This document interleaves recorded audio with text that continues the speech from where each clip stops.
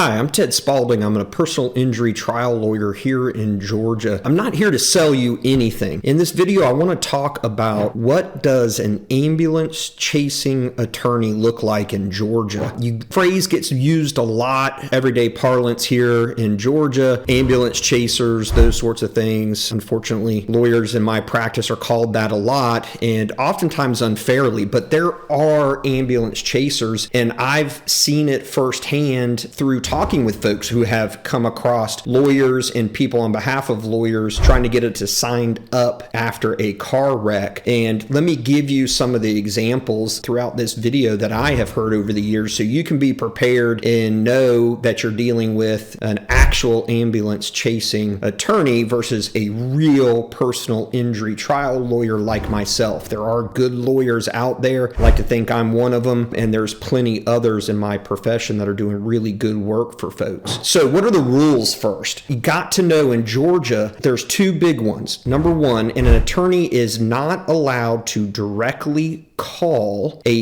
injury victim to get them to sign up with them to represent them. So phone calls. They can send a letter, an email, something that's passive is okay. And the concept there is the consumer can make a decision and not feel pressured by being on the phone or being in person right there. So it's phone and in-person contact. Number two, they cannot use runners. So that means a representative, if you will, on the firm's behalf that goes to this person, either calls them, goes to them directly to get them to sign up with the law firm. Runners are illegal as well. These are ethical rules that attorneys can get in trouble and potentially lose their bar license if they practice these things to get new clients. What should happen is what used to always happen without runners, which is people out there know of attorneys, get referred, see advertising, that sort of thing. You reach out to the lawyer or the law firm. You then are in control, get to ask questions, vet these attorneys, decide whether this is somebody you want to go with and you feel comfortable versus being confronted by them and then feeling compelled to go with them. The whole point is to protect consumers out there, and they should be protected. This has gotten extremely crazy in Georgia just from the things that I hear from folks that wind up calling us to vet us to see if we are a good fit for them. And I hear, oh, I got this, I got that from other attorneys, or I had an attorney, I didn't know who they were and I had to let them go after I realized what was going on. So let me give you a couple of these stories so you can hear firsthand what's going on out there. Number one is obviously direct phone calls. So I had one client, potential at the time, reach out to me. They were in the hospital for almost a good week. They did not have their cell phone available. It was damaged in the wreck. Family members came to the hospital and obviously was big concern regarding injuries and making sure that they're going to be okay. He gets home and has no less than 25 voicemails from law firms or people saying they're from a law firm because they had heard he was in a wreck and were looking to see if he needed an attorney and wanted to hire them to help him. So that's the big one right there. People directly calling to contact an injury victim. And what we hear is going on is they do everything from they've got police scanners to hear about wrecks. So lawyers hire these folks, pay them a certain amount of money an hour or for every case that they get, and they're just monitoring police chatter all day. If they hear of a big wreck, tractor trailer or car flipped over or head-on collision, then they dive in further to find out what information they can get. Then somehow these folks are getting police reports, even sometimes before the police reports are officially ready, and that gives them the contact information. The assumption would be there must be someone they're paying at a police department or a records department to get these things in advance so they can be the first ones to call. I don't have evidence of any of that, so don't want to go out there and say that's exactly what's happening, but somehow they're getting the police report before it is available even to the victim. So that's really dangerous there in and of itself. Another one is runners showing up to the hospital. So we have heard of stories of firms paying nurses, other administrative staff to give them a tip when someone comes in from from a big car wreck or another big incident. And what ends up happening is the lawyer themselves is not showing up to the hospital oftentimes. It's a runner. So an agent or representative of the firm is going to the hospital. This is kind of your traditional ambulance chasing, if you will, and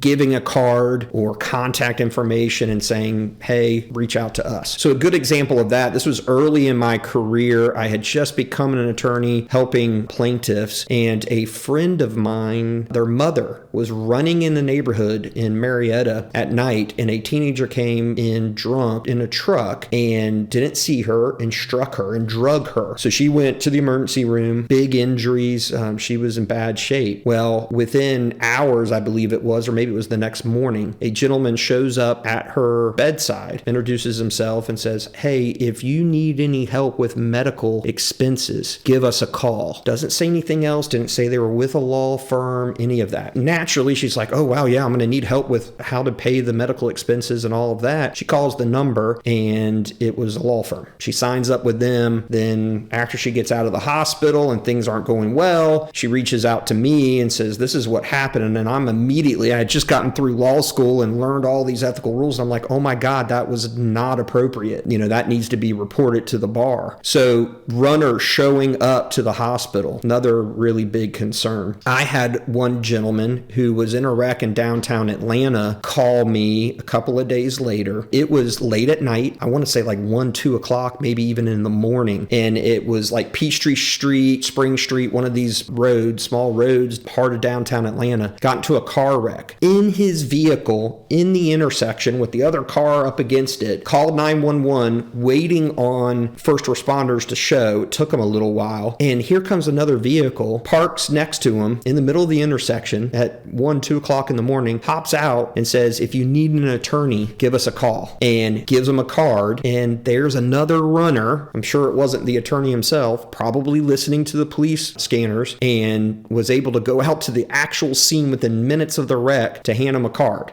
I can't even fathom that this kind of stuff is going on. That's ambulance chasing. Very, very scary. Now, here's another one, and I was actually directly pitched this concept. So I hear some big PI firms out there are using this kind of a thing. Doctors' offices, mainly like chiropractors and physical therapy groups, places that people go to straight from a wreck, if it's not an ER, urgent cares, that sort of thing. The pitch was, look, we got these people that come in, don't have an attorney yet. We can get them signed up with you. Give us your initial documentation, your representation agreement, all of that. We'll have our people tell them we have an attorney for you and get them to sign all of your paperwork. Then we'll let you know you got a new client. We'll treat them on a lien. You'll protect our lien, and we're getting you new cases. That's just using a runner again, ladies and gentlemen. So here it is. Medical people are also getting into this game and referring, in essence, clients to firms and actually being the agent, the runner, getting these law firms signed up. And I'm sitting there listening to this and going, one, it's clearly unethical to do this. And two, I am agreeing to take on cases that I have no clue they're worth and being told, hey, this is another case. Never talked to the person, never made sure they understood what was going on. They really wanted to hire me, that they needed a lawyer. That's one of the big things for me, because a lot of people don't need attorneys, and certainly not right at the beginning. I often advise people that call me, hey, it's day 1, 2, or whatever. It's a personal decision at this point. You may not need an attorney, depends on injuries and all these things. Do you want to give it some time and then call me back? That's real lawyering. This is just, you don't even know who you're representing. They don't know who the law firm is. I can't tell you how many of these people are like that get duped into signing up and not knowing what they're doing. Go, I've never heard from anyone. I have no clue the name of my attorney or if I even have one, and I can't get them on the phone. I don't know what's going on, but apparently I have an attorney. I don't know what they're doing. And so it's just, this is exactly what the Georgia bar is trying to protect consumers from. And quite frankly, a better job could be done to go after these people. I have turned this information over to the bar several times. Don't know if they ever even pursued anything. I had phone numbers of these contacts, cards, everything. So very pervasive out there. Be extremely careful. You need to be in charge of deciding whether you need an attorney and the process of deciding which attorney. Call several of them, and you are the one to interview the attorney to see if you're going to hire them, not the other way around, you being told I'm going to be your attorney. That is not the way it's supposed to happen. So these are a couple of real life examples that I have from out in the world here in Georgia that give you the true definition of what an ambulance chasing attorney looks like here in the state of Georgia. I hope you enjoyed this video, and if you did, we have other videos on our YouTube channel that talk about this topic, other topics. If you've been in an injury, there's a wealth of information to try to help you understand everything from when you need an attorney to when you don't,